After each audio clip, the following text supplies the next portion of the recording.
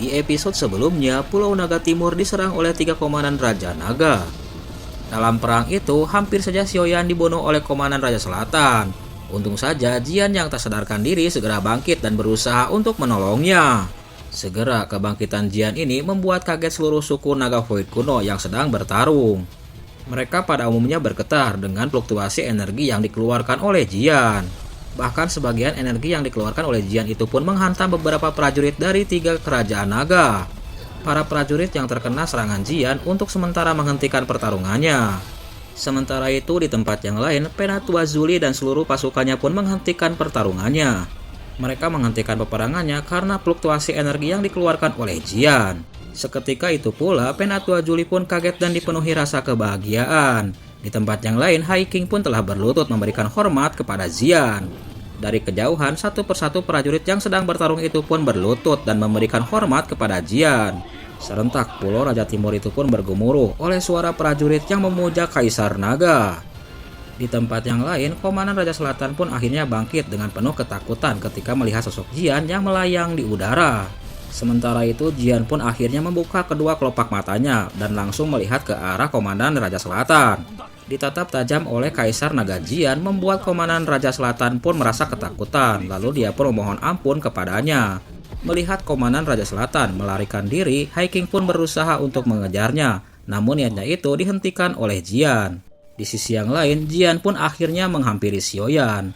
Xiaoyan yang dalam keadaan setengah sadar pun akhirnya dapat melihat Jian, lalu ia pun berkata kepada Jian, "Jian, aku sangat senang sekali melihatmu dalam keadaan baik-baik saja," ucap Xiaoyan. Melihat keadaan Xiaoyan, di tempat yang lain, tiba-tiba Jian pun mengeluarkan setetes darah naga kuno. "Beristirahatlah, terima kasih atas kerja kerasmu," ucap Jian. Lalu esensi darah itu pun melayang dan memasuki tubuh Xiaoyan. Setelah memberikan esensi darah naga kuno, Jian pun memerintahkan Hai King agar segera membawa Xiaoyan untuk beristirahat. Akhirnya Hai King pun menggendong Xiaoyan menuju ke sebuah istana naga. Sementara itu Jian pun akhirnya mengeluarkan fluktuasi energi yang sangat kuat untuk menekan seluruh suku Naga Void kuno yang sedang bertarung. Menerima tekanan dahsyat dari fluktuasi energi Kaisar Jian, satu persatu prajurit pun mulai ambruk, terutama prajurit yang menyerang Pulau Naga Timur. Bahkan komandan Raja Utara yang sangat kuat pun tak kuat untuk menahan fluktuasi energi yang dikeluarkan oleh Kaisar Jian. Di sisi yang lain, Jian pun berkata, "Setelah kalian kembali, beritahu 3 raja kalian agar tidak menyerang kembali Pulau Naga Timur," ucapnya. "Jika masih bersikeras untuk menyerang Pulau Naga Timur kami, maka jangan salahkan saya untuk menghabisi 3 raja itu," ucap Jian. Mendengar ancaman dari Kaisar Naga Jian membuat 3 komandan Raja Naga pun ketakutan, dan akhirnya mereka pun pergi meninggalkan Pulau Naga Timur. Dan akhirnya seluruh pasukan yang dibawa oleh 3 komandan Raja Naga itu pun pergi meninggalkan Pulau Naga Timur.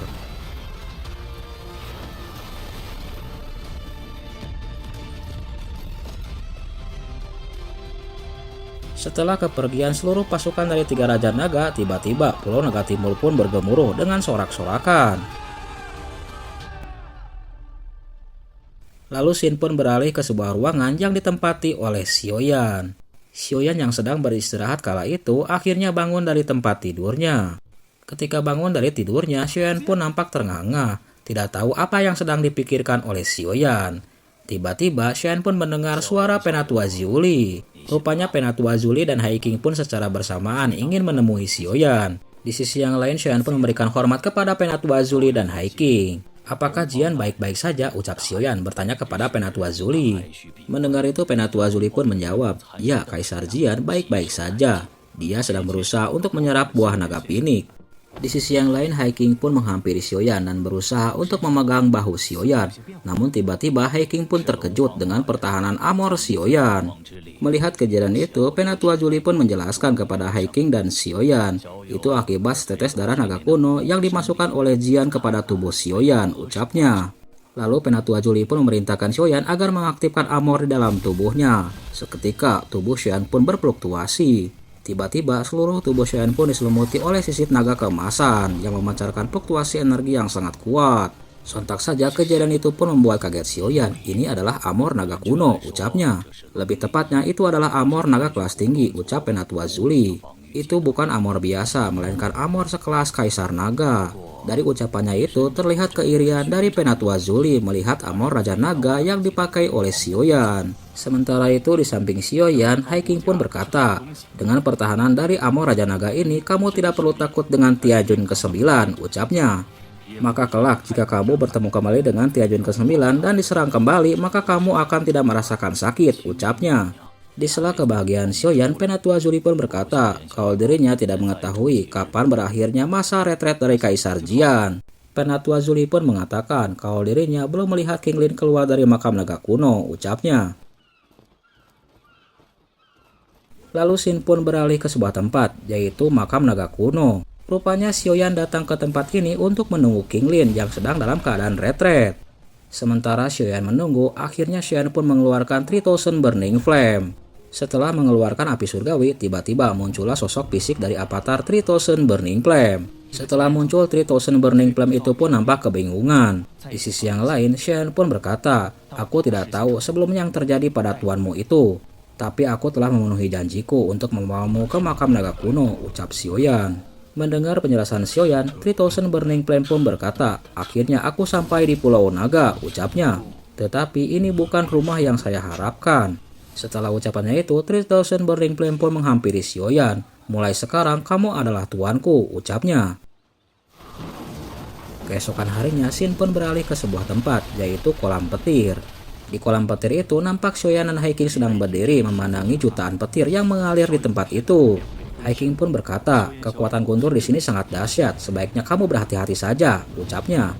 Mendengar kekhawatiran Hiking, Xiaoyan pun menjawab, aku sangat membutuhkan kekuatan guntur ini untuk meningkatkan kekuatanku, ucapnya.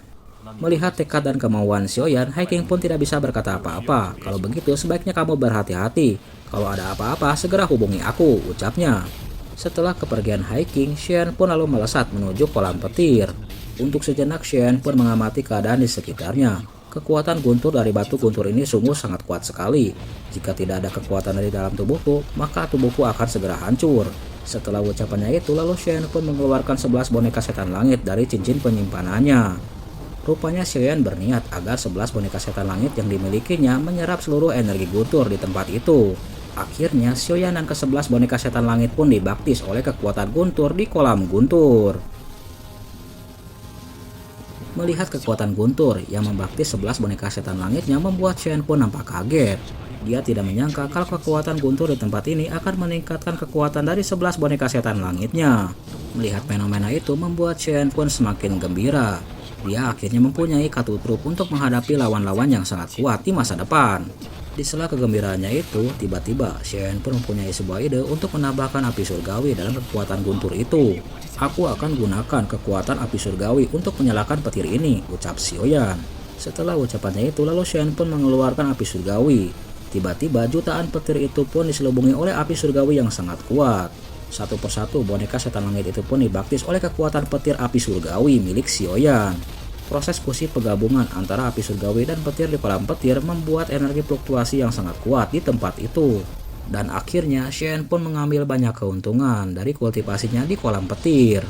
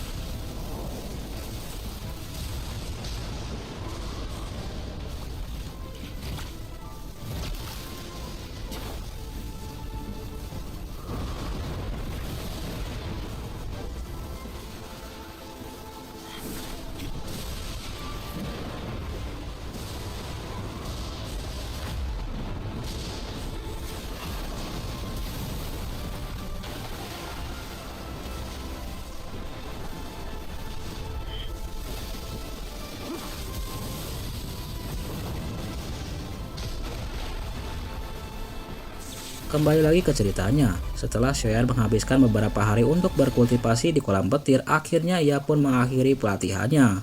Setelah berhasil meningkatkan kekuatannya menjadi Dojun bintang 5, Shen pun bertekad kalau dirinya akan membalas dendam kepada Tianjun ke-9 dan ke-8 suatu saat nanti. Merasa pelatihannya telah selesai di kolam petir, Shen pun berniat untuk meninggalkan tempat itu dan mencari keberadaan King Lin di makam naga kuno. Namun ketika Shen akan pergi dari kolam petir, tiba-tiba dia pun merasakan ada hal yang aneh di tempat itu. Tiba-tiba Shen pun melihat dan merasakan fluktuasi energi yang sangat mengerikan yang ada di dasar kolam petir. Ini adalah petir yang sangat kuat, gumam Xiaoyan. Dalam kewaspadaannya, Shen pun tidak mau gegabah. Dia pun berpikir kekuatan petir ini sangatlah kuat. Mungkinkah petir ini adalah petir setan hitam yang legendaris? Di sela kehati-hatian Xiaoyan, tiba-tiba Shen pun melihat satu sosok melesat ke arahnya. Nampaknya sosok itu pun sedang dikejar oleh satu sosok yang sangat mengerikan, sehingga membuat Shen pun nampak ketakutan. Shen pun berusaha melesat untuk melarikan diri dari pengejaran makhluk yang sangat mengerikan itu. Shen pun tidak menyadari kalau sosok yang sedang dikejar oleh petir setan hitam itu adalah kepala Akademi Jianan yang sangat misterius, Mang Tianqi. Dari kejauhan, Shen pun mengamati pergerakan dari Mang Tianqi yang sedang dikejar oleh petir setan hitam. Sementara itu di tempat yang lain, Mang Tianqi pun berusaha untuk menghindari pengejaran dari petir setan hitam. Mang Tianqi pun mulai menggunakan kekuatan ruang spasial untuk menghindari pengejaran petir setan hitam. Namun bagaimanapun caranya menggunakan ruang spasial, Mang Tianqi pun tetap dikejar oleh petir setan hitam.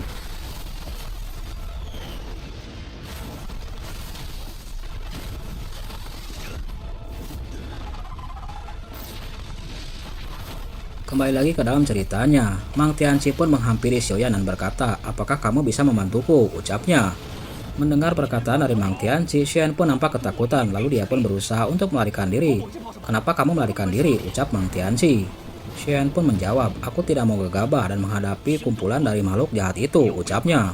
"Kenapa kamu berada di sini?" ucap Mang Tianqi bertanya kepada Xiaoyan. "Aku sedang berlatih dan meningkatkan kekuatanku," balas Xiaoyan. Setelah ucapannya itu, lalu Shen pun melesat dengan menggunakan langkah 3000 petirnya meninggalkan Mang Tianqi. Di sisi yang lain, Mang Tianqi pun mengumpat, "Benda ini terlalu cepat," ucapnya. Setelah ucapannya itu, ia pun melesat mendahului Xiaoyan sehingga membuat Xiaoyan pun nampak kaget. Selang beberapa saat, akhirnya Xiaoyan pun keluar dari kolam petir dengan begitu mengenaskan. Setelah keluar, Xiaoyan pun nampak shock dengan kejadian di kolam petir, apalagi petir hitam yang sangat dahsyat itu. Xiaoyan pun tak lupa untuk mengumpat Mang Tianqi yang membawa petir setan hitam kepadanya. Di sela umpatannya itu, tiba-tiba Xiaoyan pun dikejutkan oleh kemunculan Mang Tianqi. Refleks Xiaoyan pun menggunakan langkah 3000 petirnya. Xiaoyan pun nampak waspada menghadapi Mang Tianqi yang begitu misterius. Sementara itu di tempat yang lain, Mang Tianqi pun berkata, "Saya pun tidak menduga bagaimana orang-orang muda seperti Anda begitu lemah di tempat ini. Maafkan aku." Mendengar itu, Shen pun nampak marah, namun tiba-tiba dia pun mengurungkan niatnya. Dia telah memprediksi kalau kekuatan dari orang tua itu sebanding dengan gurunya. Shen pun berniat tidak berlama-lama berurusan dengan Mang Tianqi. Segera dia pun pergi, namun tiba-tiba Mang Tianqi pun menghalanginya. Di sela kewaspadaan Xiaoyan terhadapnya, Mang Tianqi pun mengeluarkan kekuatan petir di telapak tangannya, sehingga membuat Xiaoyan pun nampak kaget. Mang Tianqi pun mengajak Xiaoyan agar kembali lagi ke kolam petir untuk menghadapi petir setan hitam. Namun di sisi yang lain, Xiaoyan pun menolak ajakan dari Mang Tianqi untuk masuk ke dalam kolam petir. Xiaoyan pun bergumam dalam hatinya, orang tua ini tidak bisa diandalkan, sebaiknya menghindarinya terlebih dahulu. Mendengar penolakan Xiaoyan, Mang Tianqi pun nampak menyesal. "Wahai anak muda zaman sekarang, keberaniannya sungguh makin buruk," ucapnya. Dengan kekesalan, akhirnya Mang Tianqi pun mengurungkan niatnya untuk mengajak Xiaoyan bekerja sama untuk menghadapi petir setan hitam. Mang Tianqi pun bertanya kepada Xiaoyan, "Apakah kamu mengenal saya?" "Saya adalah Mang Tianqi," ucapnya. Mendengar nama itu, Xiaoyan pun nampak kebingungan. "Anak muda yang bodoh. Baiklah kalau begitu, saya akan pergi dulu," ucap Mang Tianqi. Sebelum pergi, Mang Tianqi pun memuji kekuatan yang ditampilkan oleh Xiaoyan. Dia pun menasihati Xiaoyan agar giat berlatih agar meningkatkan kekuatannya di masa depan. Setelah kepergian Mang Tianqi, tiba-tiba sosok Hai King pun menghampiri Xiaoyan. "Apakah kamu telah selesai berlatih di kolam petir?" ucapnya. "Ya, aku telah menyelesaikan latihanku dan mendapatkan sedikit kecelakaan," ucap Xiaoyan. Setelah ucapannya itu, lalu Xiaoyan dan Hai King pun segera meninggalkan kolam petir. Setelah kepergian Xiaoyan dan Hai King dari kolam petir, tiba-tiba Mang Tianqi pun muncul. Dia sangat kaget seorang manusia dapat berteman dengan suku naga Void kuno, apalagi namanya Xiaoyan. Mang Tianqi pun nampak kaget dengan nama yang dipanggil oleh Hai King. "Apakah nama itu sangat familiar denganku?" ucapnya. Lalu Xin pun beralih ke sebuah tempat, yaitu Istana Naga Timur, tempat keberadaan Kaisar Jian. Setelah keluar dari masa kritis dan membantu Pulau Naga Timur, akhirnya Jian pun kembali lagi retret untuk meningkatkan kekuatannya. Sementara itu, Hai King dan Shen pun akhirnya sampai di Istana Kaisar Jian. Mereka pun disambut oleh Penatua Zuli. Selama beberapa saat, sosok King Lin pun muncul di hadapan Xiaoyan. Shen pun nampak kaget dengan kemunculan King Lin. Dia pun dapat merasakan kalau kekuatan King Lin berada di Dojun bintang 6. Ini akibat berlatih di makam naga kuno yang diberikan kesempatan oleh Penatua Zuli, ucap King Lin. Sementara itu, Shen pun mengalihkan pandangannya ke arah Jian yang sedang berlatih. Melihat Xiaoyan yang memperhatikan Jian, Penatua Zuli pun menjelaskannya. Jian untuk saat ini butuh waktu lama untuk dapat menyerap keseluruhan dari buah naga pinik ke dalam tubuhnya. Jika proses penyerapan buah pinik yang dilakukan oleh Jian berhasil tepat waktu, maka kultivasinya akan segera meningkat. Setelah mendengarkan penjelasan dari Penatua Zuli, Shen pun berkata, "Saya tidak akan lama berada di Pulau Naga Timur ini. Saya akan kembali lagi ke Papirun Bintang Jatuh," ucapnya. Mendengar perkataan dari Xiaoyan, di sisi yang lain, Penatua Zuli pun tiba-tiba mengeluarkan selip giok di telapak tangannya. Lalu selip batu giok itu pun diserahkannya kepada Xiaoyan. "Jika kamu membutuhkan sesuatu, maka pecahkan selip batu giok itu. Maka kamu akan secepatnya datang ke tempat ini," ucap Penatua Zuli. "Aku tidak akan berlama-lama, selamat tinggal Penatua Zuli," ucap Xiaoyan dan King Lin. 1 hari kemudian, akhirnya Xiaoyan dan King Lin pun sampai di Papirun Bintang Jatuh. Nampak di sebuah aula, sosok Yao Chen dan Feng Junjie sedang menunggu kehadiran Xiaoyan. "Aku akhirnya kembali," ucap Xiaoyan. Lalu ia pun menghampiri Feng Junjie dan gurunya dan memberikan hormat. "Kalian mendapatkan banyak hal dalam perjalanan ini. Pergi ke klan naga Taisu untuk menangani beberapa hal," ucap Feng Junjie. "Ya, saya baru saja menemukan kesempatan bagus. Kekuatan saya saat ini telah mencapai Dojun bintang 5, ucap Xiaoyan. "Kamu ini sangat luar biasa, apalagi kamu bisa berteman dengan suku naga Void kuno," ucap Feng Junjie. Sementara itu Yao Chen pun berkata, "Kamu kembali tepat pada waktunya, guru ada kabar baik untukmu." "Kabar baik apa?" ucap Xiaoyan bertanya kepada gurunya. Mendengar pertanyaan Xiaoyan, akhirnya Yao Chen pun menjelaskan, "Ini terkait dengan api teratai iblis," ucapnya. Mendengar gurunya menyebutkan api teratai iblis, Shen pun nampak kaget.